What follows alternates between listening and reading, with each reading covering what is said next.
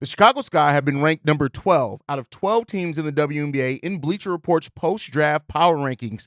We're going to talk a little bit about that and what they're not getting correct about our Chicago Sky. We're also going to go around the W and look at Caitlin Clark's Nike deal. Also, A'ja Wilson's new AR shoe as well. We're going to get to all that and more right after this. Welcome to Chicago Sky Central, and here's your host, Haize. What's going on, Sky fans? Welcome to another episode of Chicago Sky Central, your number one spot for everything Chicago Sky related. I'm the host there, Haize, but more importantly, you guys can follow the channel at Chicago Sky Pod on every social media platform we happen to be on. With that being said, let's go ahead and get into this content for today. And I want to start it off. We're going to go around the W mainly on this episode, but of course, I want to start it with Chicago Sky news. And Bleacher Report has ranked every WNBA team post the draft, and the Chicago Sky ranked at the very bottom of that power ranking. And as a matter of fact, we're going to go ahead and play a clip from their rankings here. You know, I think we both agreed on this one. We'll go to the bottom, work our way all the way to the top. I think the Chicago Sky, a lot of movement, a lot of hype, a lot of excitement right now, especially after the draft. You know, this is a franchise that had a complete regime change, new coach with Teresa Weatherspoon in the equation. Their need was pretty much everything. They lost Kalia Copper. That was the huge free agency move in the offseason. They added Lindsay Allen, Diamond Shields, Brianna Turner. It had some, key training camp pieces and players like Kennedy Carter in the draft. They brought in Camila Cardoso and Angel Reese. Those are the two major pieces in terms of the front court. But Ari, I'm curious your thoughts just about the Chicago Sky, where this franchise currently is. To me, it's a complete overhaul and a complete rebuild. I think we could spend this whole time talking about what we think is wrong with the Sky, what needs to be better with the Sky. But I will say, after last night, I'm excited about just kind of at least some of the rejuvenation of this franchise. Yeah, I mean, let's be real. We could go a ton of different directions, whether or not we agree with the trade that ended up getting them Angel Reese. Reports were that was the player they had their eyes locked on, and they wanted to make sure no one else got them. I would argue no one else was going to get them. But it's really interesting because when you look at this roster makeup after this year, like a lot of people might say they got, a lot of bigs, Will, Isabel Harrison,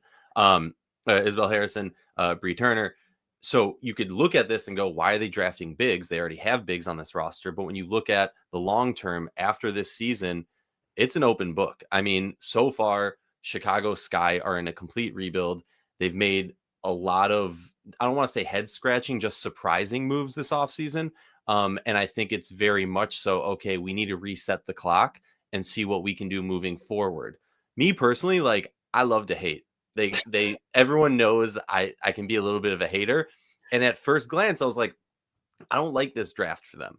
But then I start to think about it a little bit more. And what have I been saying? I've been saying that in this draft, I want teams to take a reach, to take a gamble on a player like a Maxwell. And the front court combo of Camila and Angel is going to be fun. It's going to bring fans to the seats. So for me, it's like, okay, I might not be as hyped on these players as some other people are, but at least they're making moves. They're putting their chips in, and they're not just like, it just frustrates me when teams kind of, go through the motions. You're not going through the motions when you pick these three players in your draft. So I got to be hyped if I'm Chicago.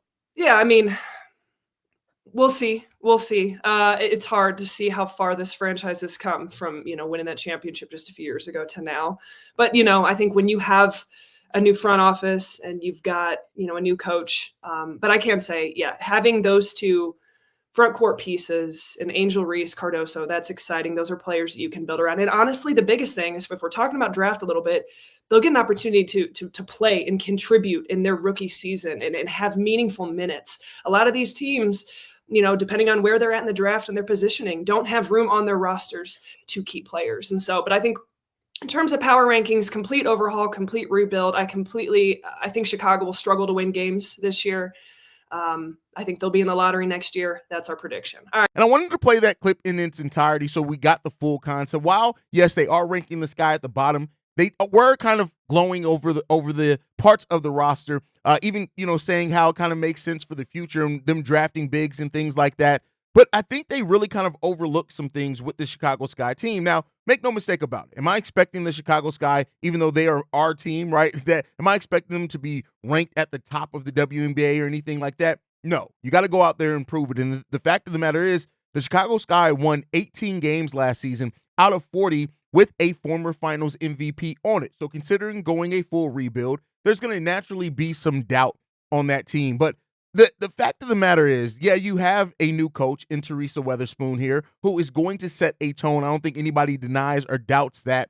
But you still have very good pieces on this team. You have Marina Mabry on this team who was a big acquisition for the Chicago Sky last year, and of course had to acclimate to being more off the ball, playing a much different role, where she was used as the true point guard at times as well. You know, this season it seems like she's going to be able to go to her more natural role, be more of that shooter as well. A career 36% shooter from three, last year shooting 39%, taking almost 6 threes per game. But you have Marina Mabry. You have Dana Evans, who showed a lot last year, especially her growth as a defender. You got Diamond DeShields, who's a very versatile wing in this game. We're getting Isabel Harrison back from injury, who is a versatile forward as well. You got Elizabeth Williams, who was one of the best defensive players in the game of basketball per plus minus in the way that she impacted the game. And you're adding to that Angel Reese and Camila Cardoso. And so with that said, and I still didn't name all the players, you got Lindsey Allen, who's going to be able to distribute in that as well, right?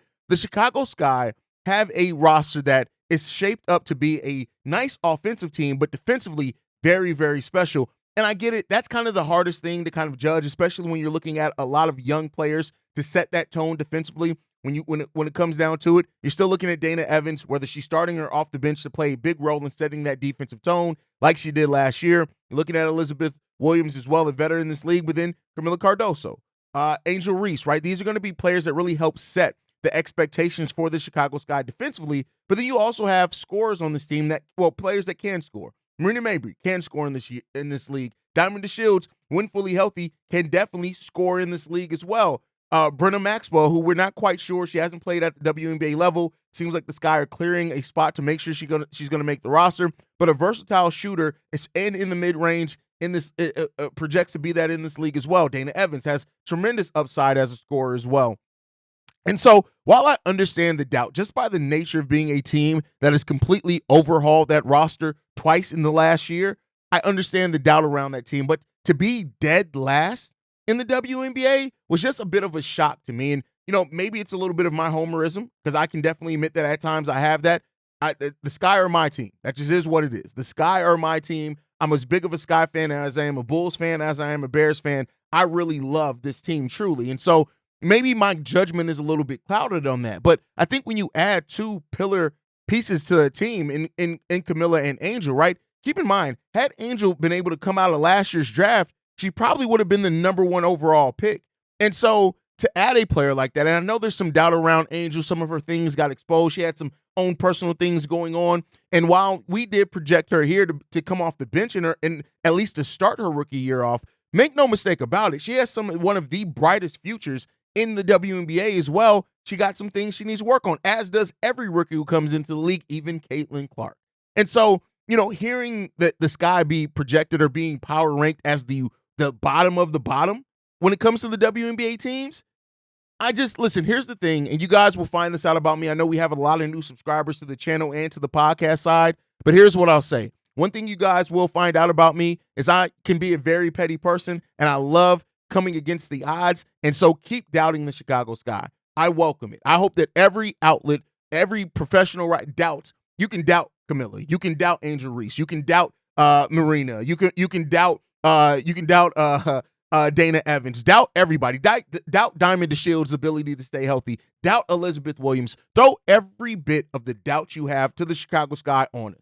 And hopefully that doubt around there helps build an edge to the team. The one thing you can't take away from any team is the way that they deal with adversity. And if the Chicago Sky come into the season being one of the teams that people look at is going to be a bottom feeder, even to end that to say, oh, they'll be in the lottery next year.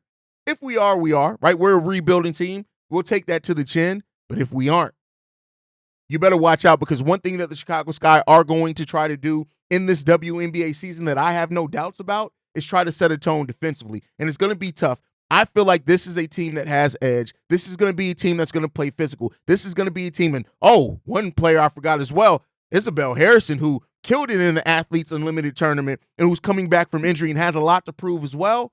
Listen, we'll be your underdogs. That's fine. You can talk about the Caitlin Clarks. You can talk about the Las Vegas Aces. You can talk about the New York Liberties. They deserve it. They absolutely deserve it. Talk about the Connecticut Sun.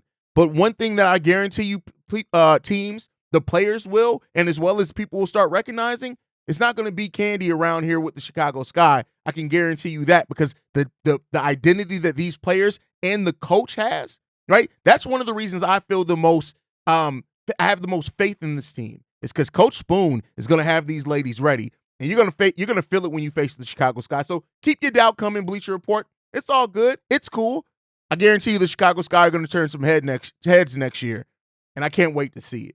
But with that said, I want to go around the W a little bit, just to kind of talk about all WNBA news. So Caitlin Clark's Nike deal has now been revealed. It's a $20 million deal. So shout out to her for being able to get that. It was rumored that it was going to be an eight-figure deal, and I mean, so like shout out to her for doing that. An 8-year deal with $28 million is $3.5 million a year, and she hasn't even played her first WNBA game yet. And, the hype around Caitlin Clark is real, right? I don't make no mistake about it. Caitlin Clark has the potential to be one of the best players in the game of in the WNBA. Now, I don't like certain wording that I've seen and stuff, saying that she's already the best player in women's basketball and stuff like that. Hey, listen, not that she is different for any other WNBA player, but I just hope that the media is ready and Caitlin is ready as well, because it's not Caitlin's fault, right? This is something that the media is doing. I do hope that she's ready and the media is ready for the attention and the bullseye that they're putting on Caitlin Clark right away, and the pressure for her to perform right away. And while there are a lot of new eyes on WNBA fans and things like that, I think that for people who are thinking that Caitlin Clark's going to come in and just dominate the league right away, I think they're going to be surprised, especially if you're a more casual WNBA fan and you really see how physical these women get and how much pride there is in the game of women's basketball as well. This isn't a league full of people that aren't trying to compete, right? And even she's competed against these ladies at the NCAA level, but it's a lot different when it's professional. And I hope that she is. And Caitlin Clark's an athlete. Caitlin Clark's a competitor. She's going to be ready on the court, but I just hope that the media, with the way that they're so ready to crown Caitlin Clark, and again, her accolades, what she's been able to accomplish, it deserves it. I'm not saying that she hasn't, right? This is not a indictment or a negative against Caitlin Clark.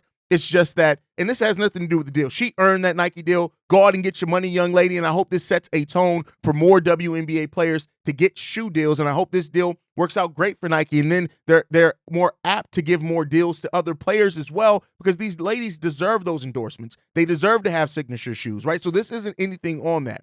But when you see things and people name her like the best player in women's basketball already, hey, let's go out there and let her prove it first, right? Is all I'm saying with that. But shout out to Caitlin Clark for what she's been able to accomplish before even taking a WNBA game so far. Also, she's already talked about wanting to play on the Olympic team, stuff like that. Shout out to Caitlin Clark. Everything that's coming to her, she's fought for, she's earned for, she's worked on her game, and she's going to have to continue to work and develop it in the WNBA level, because nobody's giving nothing to anybody at the WNBA level.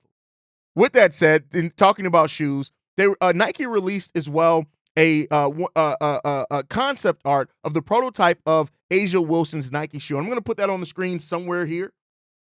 And while this is, it's an interesting design, a lot of sneakerheads, the purists as well, kind of are taking umbrage and wondering what it is. It's still in the early design, so this isn't exactly what the shoe is going to look like, but it is an AI-driven design. Nike says this: a new co-creation process between teams of Nike designers and innovators at the brand's elite athletes, showing how the future of the shoe design and development is entering a new era.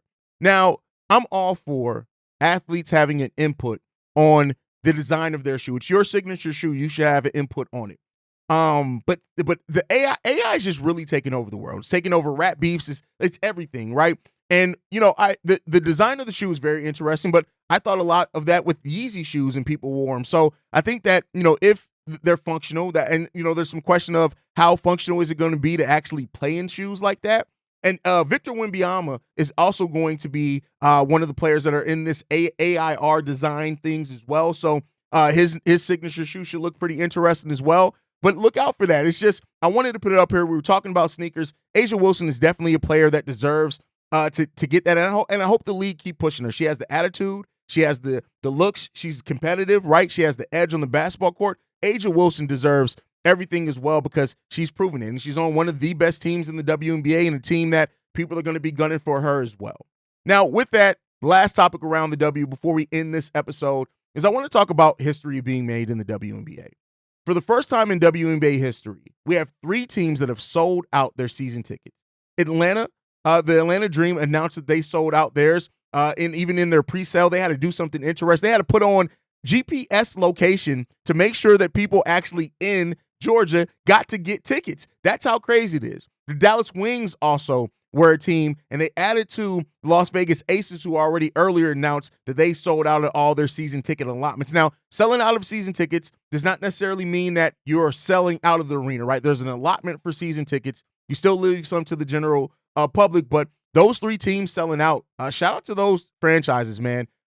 It's great to see. It's amazing to see, to be quite honest, and it does show the growth of the game as well. And honestly, I'm surprised that other teams haven't as well. So, it's going to be fun. The notice around the league has been amazing right now. And we'll continue to see this grow, man, and how it develops for these teams. I'm honestly surprised the Indiana Fever haven't sold out season tickets yet, but I wouldn't be surprised if that happens. And by the way, Chicago, show up, man. Now, I will say this. The Angel Reese and Camila Cardoso jerseys sold out. They even came out with shirts for them, I think, to kind of supplement or satiate people while they're waiting on the jerseys to be restocked. I got my Angel Reese shirt ordered. Y'all make sure, you guys know I'm the merch king. So, when it comes down to it, but this is an exciting time of growth for the WNBA. And I think it's going to put all eyes and focus on Kathleen Engelbert and everybody else on how they continue to grow this game. And we know we got an expansion team coming in next year. They're coming in at the right time. That's the same time I believe the CBA is up. So we could see an increase in WNBA contracts on top of everything else. This is going to be one of the more fun times to see how the league really grows and develops over this time. And I, for one, can't wait for it. But you guys can let me know what you guys think on everything down below. Make sure you guys are following the show at Chicago Sky Pod. You can send us any feedback, questions, comments, concerns, ChicagoSkyCentral@gmail.com. And then lastly, if you want to leave a text message and our voicemail so you can get your opinions on the show, because we want to hear from you guys. Like I said, one of the things about this, we call ourselves the voice of the fans. But one thing that we do differently on our network of shows, we like to have mailbag episodes. We like to hear from the voice of the fans. So make sure whether you text, whether you call, prefer a call so people could actually hear your voice, but text, email, get your thoughts and opinions on this team in. Whether you agree, you disagree with me, we'll still play those voicemails and we'll get those on the show. But that's my time for today, guys. Thank you guys so much. And I'll see you guys next time we go to Skytown, y'all. Peace. This has been a presentation of the Break Media.